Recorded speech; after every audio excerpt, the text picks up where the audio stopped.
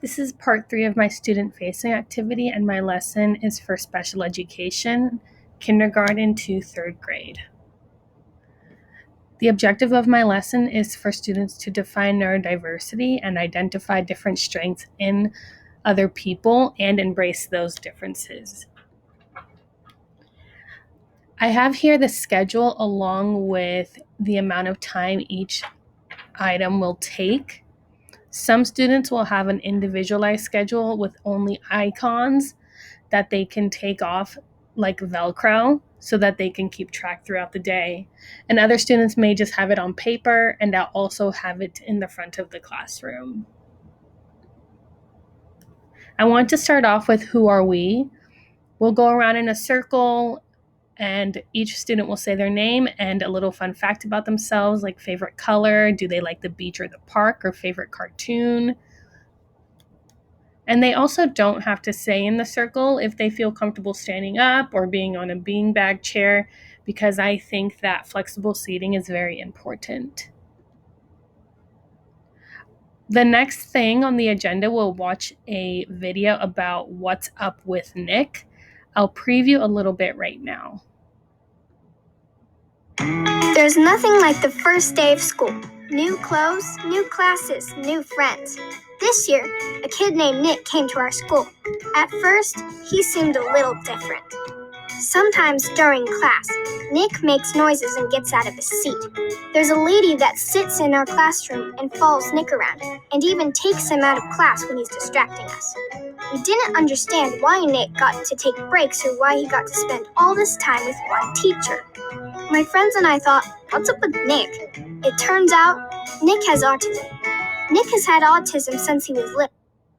So I thought this video was very important, and it goes on to talk about some students having one-on-ones and just about how people think differently. So I'll play that and ask them a question or two. There's nothing like the first day of school. The next slide will be the teacher read aloud, which is a book I'm going to read to the students. Again, in a circle, or they could sit wherever they like. And I've also recorded myself reading this as well. I'll pause it throughout to ask the students some clarifying questions like, oh, what color is her shirt?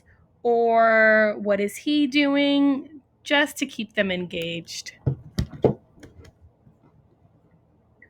What makes us unique? Our first talk about diversity by Dr. Julian Roberts, illustrated by Cindy Revell. In nature, a rainbow is made beautiful by its different colors.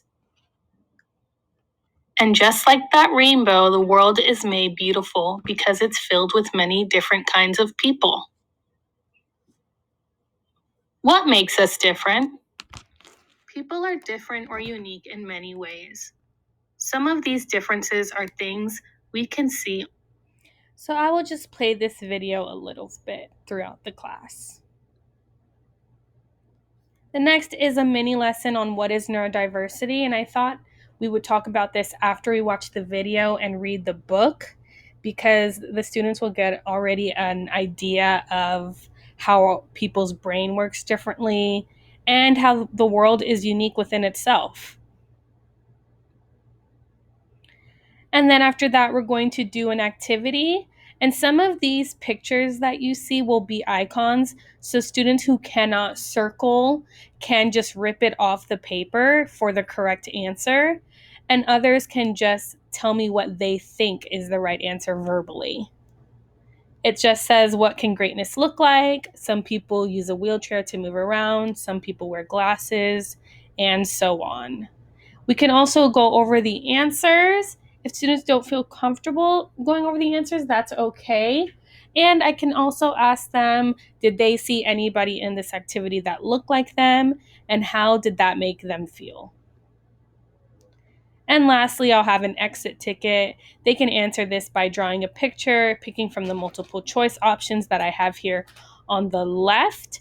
And they can also just express their thoughts verbally. I just want to answer from everybody just to make sure they understood the assignment.